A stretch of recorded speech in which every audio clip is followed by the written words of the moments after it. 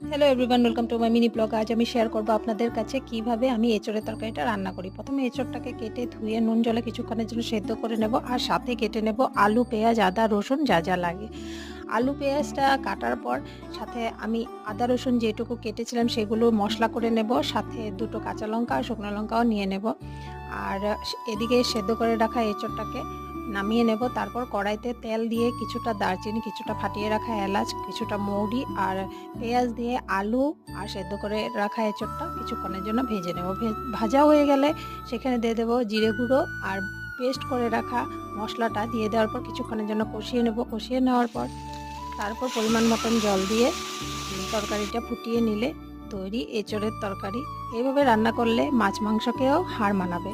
আপনারা অবশ্যই ট্রাই করবেন আর চ্যানেলটাকে সাবস্ক্রাইব করবেন। টাটা।